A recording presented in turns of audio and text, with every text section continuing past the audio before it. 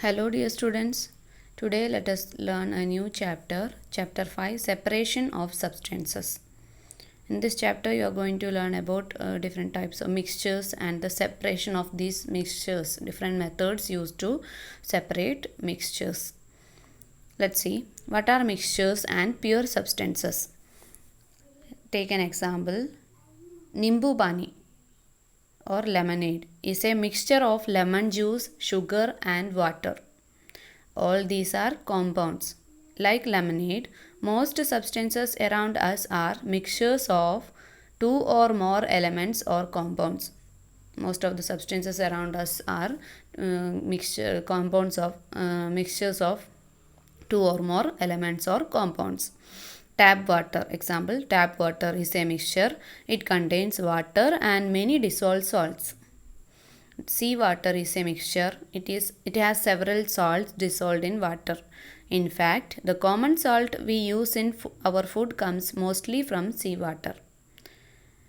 Milk is a mixture. It contains water, cream, and other things. Wood is a mixture containing mainly cellulose and water. Air is a mixture of several gases such as oxygen, carbon dioxide, nitrogen, water vapor, etc. So all these things around us, most of all the things around us are combined compounds are mixture of two or more elements or compounds. Dust and smoke particles are also present in air. Air is a mixture of different gases like oxygen, carbon dioxide, nitrogen, water vapor. Dust and smoke particles are also there. Thus, mixtures contain molecules of two or more substances. So we can say that mixtures contain molecules of two or more substances. If a substance contains only one type of atoms or molecules, it is called a pure substance. If a substance contains only one type of atoms or molecules, if there are only one type of atoms or molecules, they are called pure substance. If there are more than one type of atoms or molecules, they are called mixtures. Very few pure substances are found in nature. Very less number of pure substances are obtained in nature. Most of the things are mixtures. Sugar or salt crystals are pure substances. Crystals of sugar and salt, they are pure substances. So are the chemicals found in a laboratory. The chemicals which are used in laboratory are pure substances. All elements and compounds are pure substances. And compounds and elements, all these compounds and elements are pure substances. Types of mixtures. There are two types of mixtures. The different substances present in a mixture are called its components or constituents. In a mixture, if there are more than two molecules or atoms, two substances are present. These substances present in a mixture are called components or constituents. Sometimes the constituents are uniformly spread over the mixture and each part of the mixture has the same properties. Sometimes mixtures are in this way that the constituents are uniformly spread. They are equal, every part of the mixture, the amount of components are equally distributed. Such type of mixtures are called homogeneous mixture. If the components are uniformly distributed, that type of mixture is called homogeneous mixture. If you dissolve sugar in water, it's an example. If you dissolve sugar in water, the molecules of sugar and water are evenly spread. Every part of the sugar solution, there are sugar molecules and water molecules we can see. So we can say that they are evenly spread. Sugar molecules and water molecules are evenly spread, forming a homogeneous mixture. So sugar solution is an example of homogeneous mixture. No matter which part of the mixture you take, it will have the same properties. If we take the sugar solution from the bottom of the container or top level of the container, we will get the same mixture. Air is also a homogeneous mixture. Air is another example of homogeneous mixture. All the gases are evenly spread throughout the air. In some mixtures, the constituents are not evenly spread throughout the mixture and each part of the mixture does not have the same properties. In some mixtures, different type of mixtures are there, the constituents are not evenly spread. The constituents are different. If we take mixture from different places, we will get different types of components, different amount of components. Such a mixture is called heterogeneous mixture. For example, if you mix iron filings and sand, iron filings means small particles of iron, small powder form, iron in the powder form. If you are mixing these iron filings and sand particles, it will have more iron filings at some places and less at other places. We can't mix it evenly, because some places we can see number of iron filings are more, and in some places we can see sand particles are more. So they are not evenly spread. Such type of mixtures are called heterogeneous mixtures. The iron and the sand molecules will not be evenly spread in the mixture. Therefore, different parts of the mixture will exhibit different properties. That's why different part of the mixture shows different properties. A mixture of chalk in water and dusty air are also heterogeneous mixture. A mixture of chalk in water, chalk powder, you can see in the picture, chalk powder in water. If we mix chalk powder in water, we will get we get a heterogeneous mixture, because the chalk particles and chalk molecules and water molecules are not evenly spread. If we take water from the top level, we can see less amount of chalk powder, and if we take water from the solution below, at the bottom of the container, we can see more chalk particles there. So they are not evenly spread throughout the mixture. So we can say that chalk powder and water, mixture of chalk powder and water is a heterogeneous mixture. And dusty air is also another example. Pure air, normal clear air is example of homogeneous mixture, but dusty air is example of heterogeneous mixture, because some places dust particles are more, in some places dust particles are very less. That's why dusty air is an heterogeneous mixture. Then properties of mixtures. What are the properties of mixtures? The constituents of a mixture may be in any ratio. In a mixture, the constituent can be in any ratio. There is no particular ratio, specific ratio is not there. We can mix any amount of components in a mixture. They retain their individual properties. They do not mix with each other, and they shows the individual properties. They shows their properties. This is because the molecules of the constituents do not change. The molecules, there is no change in molecules. There is no chemical reaction between them. There is no change in molecules. So they shows their individual properties. For example, the properties of iron and sulfur do not change when mixed together. The property, if we are mixing iron and sulfur, the properties remains the same.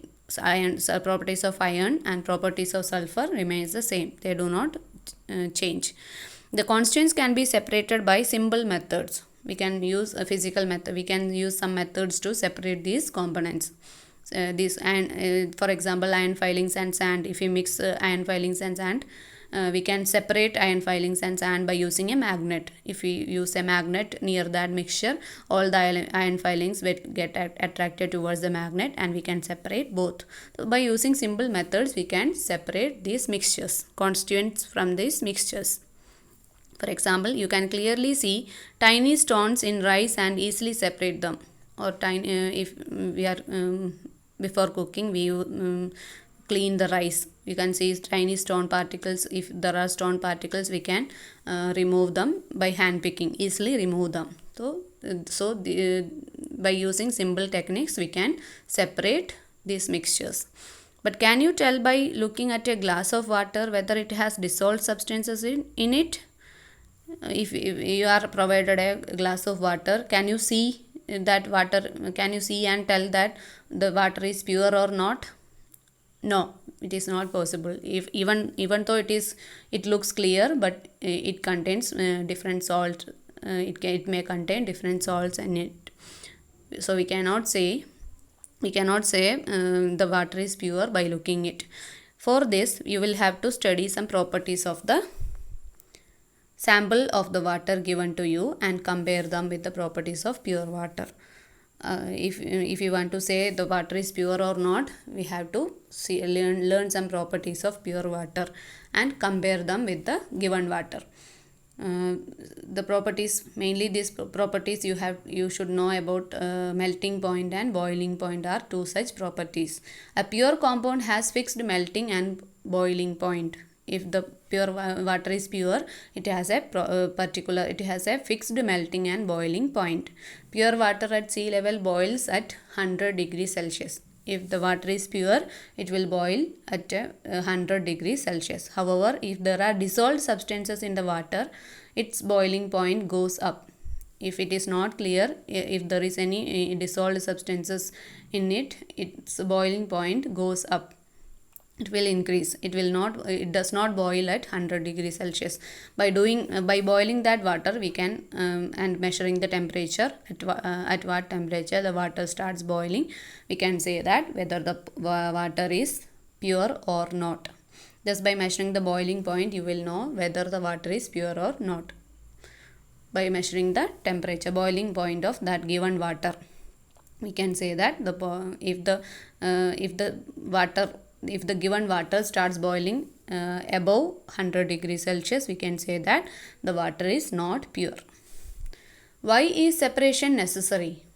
Why this separation? Mixtures, we already told you, we can separate mixtures by using simple methods.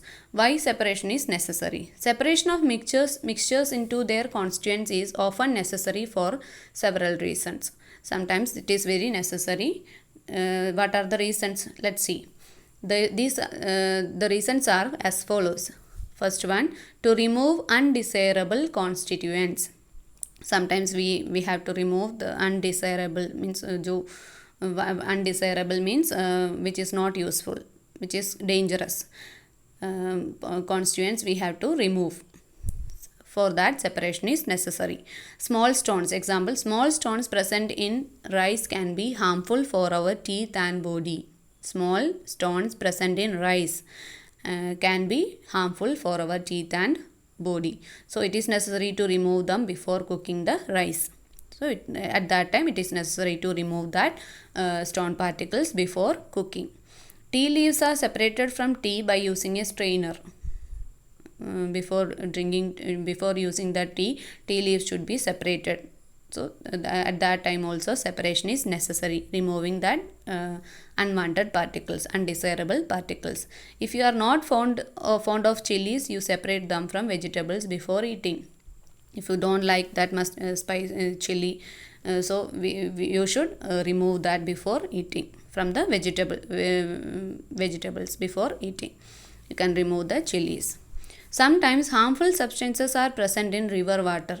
Sometimes you can see drinking river water. Mostly in villages, river water is used as drinking water and for all the purposes. Sometimes harmful substances are present in this river water. It can cause diseases. So this water should be harmful substances should be removed before using. They must be removed before supplying the water to our homes.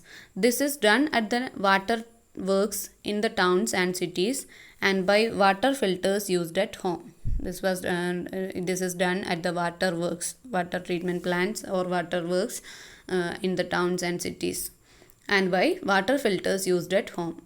In homes we are using water filters to remove the unwanted, undesirable particles from the water. Air contains many substances such as gases, smoke and dust particles. Air, even breathing, we need air for breathing. So this air also contains many harmful substances such as gases, smoke and dust particles. Our body requires only oxygen for respiration. It separates the oxygen and breathes out the other components. You may have seen persons who are very ill being put on a respirator which supplies oxygen to the patient. Here the process of separating the unwanted components is already done so that the body does not have to do it. For a normal person, this process, the separation of harmful substances like gases, smoke and dust particles is done by our lungs. The air reaches in our the air which is breathed in to our lungs, which is inhaled to our lungs, is the harmful substances are separated on its own. Lungs separate these harmful substances. Blood only gets oxygen and remove all the harmful substances. But for an ill person, if a person is very ill, he cannot do that process. His lungs cannot do that process, so he is put on a respirator which supplies oxygen to the patient, pure oxygen to the patient. Here the process of separating the unwanted components is already done, so that the body does not have to do it. It is already done. Pure oxygen is given to the body of that ill person. To obtain useful constituents, another necessary reason is to obtain useful constituents. Butter can be obtained from milk and curd by churning it. From milk we can separate butter and curd. We can make butter and curd. Crude oil or petroleum is a mixture of several useful constituents. Petrol, kerosene, diesel, tar, etc. are obtained by separating them from crude oil. Butter can be obtained from milk, and curd can also be obtained from paneer. All these things are obtained from milk. We can separate. Just like the crude oil or petroleum. Crude oil is also a mixture of all the several useful constituents. From crude oil we can separate petrol, kerosene, diesel, tar, etc. So, to obtain useful constituents, separation is necessary to obtain useful constituents. From one mixture, we can make many useful things. Then, next reason is to obtain pure substances. Sometimes substances in their pure form are needed for use at home. Sometimes we need pure substances for use, just like salt, sugar, etc. Salt can be extracted from the sea water. Pure substance salt can be extracted from pure sea water, or for research work and other purpose. For this, even minute amounts of other substances present have to be separated. For that, to use that pure substance, we have to remove all the each and every minute other particles from that substance. So these are the reasons of why separation is necessary. What are the reasons? To remove undesirable constituents, to obtain useful constituents, to obtain pure substances. For these reasons, separation is necessary. Now let's move to the part methods of separation. There are different methods of separation. To separate a mixture, we have to use such a property that one constituent of the mixture has and the others do not. To separate a mixture, we should know the that property which is common for one substance and the other constituents do not have. That means if one substance has a property, that property is not common for other substances. For example, to separate iron filings from sulfur, if the iron filings and sulfur is mixed together, we can use the property that iron is attracted by magnet. To separate them, we can use a magnet, because iron is a magnetic material, sulfur is not a magnetic material. Magnet can attract iron only. The sulfur is left in the container. Magnet attract all the iron filings and iron pieces, and sulfur is left there. So this one substance have a property, magnetic property, the other substance do not have that property. By using this method, this is the principle behind methods of separation. Then separating solids from other solids. If two solids are mixed together, how can we separate? The properties commonly used to separate solids from a mixture of solids are color, size, shape, weight, attraction by magnet, or solubility in a liquid such as water. By using these properties, we can use these properties to separate solid mixed with each other. What are the properties? Color. By we can separate them using the color. Different color objects can be separated easily. Shape, different shape. And weight, by using the property weight we can separate them. Attraction by magnet, by using magnet we can separate them. Or solubility, or we can separate them by mixing them with water. If the one substance is soluble, it will dissolve in water, and the other substance we can separate. Let us read about some methods of separation. First one, threshing and winnowing. Threshing and winnowing. After the wheat or rice crop is harvested, the grains have to be separated. After the harvesting, from the stalks of the plants, rice or wheat plants, we should remove the grains. The first step is to separate the grains from the stalks. First step is to separate the grains from the stalk. This is known as threshing. This is known as threshing. The separating the grains from the stalks is called threshing. It is done either by beating the stalks on the ground or a hard substance, by trampling the harvested wheat or rice by using animals, or by using a mechanical thresher. By using a thresher we can do, or with the help of animals we can we can separate the grains from the stalks. So this method is called threshing. The grains are then separated from the mixture of grain and chaff so obtained. After getting the grains with husk particles, or chaff is also present in that. So we should remove pure only grains, useful grains from them. For this method you can see in the picture. After threshing you can see the winnowing method, separating chaff from, you can see in the picture, separating chaff from grain by winnowing. This method is used by using the property that grain is heavier than chaff. Here we use the property of the grain is heavier than chaff.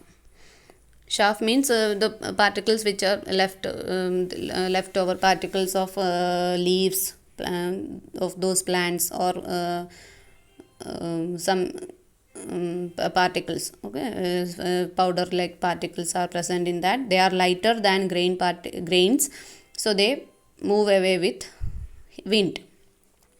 The breeze blows away the chaff while the grain falls down almost vertically. This grain is the property allowed to fall from a height. The mixture is allowed to fall from a height. You can see the particles, husk particles are blows away. This breeze, the wind blows away the chaff while the grain falls down almost vertically. All the way, because of weight, they fall down directly vertically below the position. The chaff from the heap at a little distance away from the heap of grain. We can remove the chaff like this process by using this process. Now this process is known as winnowing. The process given in the picture is called winnowing. With the help of wind we can remove the lighter particles from the grains. Which is lighter particles from the grains, we can remove them. So this process is called winnowing. Now hand picking. Next method is hand picking. Undesirable substances such as pieces of stones in rice or dal can be separated by using hand picking. Unwanted particles from the unwanted particles, we can see some stones or leaf particles in rice or dal. We can separate them by using the method of hand picking. By using our hand we can remove them. Before cooking we can clean the rice or wheat, rice or dal by removing the unwanted particles, stone pieces or etc. Hand picking. This is possible because the particles of the undesirable substance are different from the food grains in color. This is possible by their color are different. Dal or rice, the unwanted particles are in different colors, so we can easily identify them, and we can remove them by using hand picking. shape and size also are different. These particles shape and size also differ. This method is convenient when the undesirable components are present in small quantities. This method, hand picking method, is possible only if the unwanted particles or undesirable particles are in less quantity. So we can say if they are in large quantity, it is a time consuming process. It will take lot of time. So that process is not possible. This method is not possible in that situation. If the undesirable substances are in less quantity, we can use the method of hand picking. Now sieving. Next method is when the constituents of a mixture have particles of different sizes. If the mixture have different size particles are in different size, a sieve can be used to separate them. A sieve, you can see in the picture. Sand removing stones, separating stones from the sand. You can see sieve is used. The size of the pores in the sieve depends on the size of the particles of the constituent to be separated. The particle different, I already told you, the particles must be in different size, and the size of the pores in the sieve depends on the size of the particles. How bigger or how smaller particles are present, it depends on the pores, the wire mesh. The pores in the wire mesh should depend on the size of the particles of the constituent to be separated. If you are using if you are separating sand, the wire mesh should be, the pores of the wire mesh should be little big, smaller, larger pores should be there, bigger pores should be there, bigger holes should be there to remove the stones. A sieve with fine pores is used to separate undesirable substances in flour. Or you have seen while before making roti or chapati, we can use the atta. Used by using a sieve, we can separate the other substances from the flour by using a sieve. A sieve with fine pores, very small pores, fine pores, is used to separate undesirable substances in flour. A sieve with bigger pores is used at construction sites to separate stones from sand. A sieve with bigger pores is used at construction site to separate stones from the sand. A sieve is often used at home to separate the bigger particles in wheat flour, atta. A sieve is used already. Mostly we use as sieve to separate the unwanted particles from wheat flour. However, this is not considered a healthy practice nowadays, as the bigger particles of the roughage are lost in the process. This is not good for our health, because roughage, we are removing all the roughage from the atta. So it is not a healthy process, but it's sometimes it is necessary. If it contains a lot of other substances, lot of harmful substances, we should remove it. So sieving is another method of separation of solid from another solid, separating insoluble solids from liquids. So that's all. This part we will explain in the next class. That's all. Okay, bye.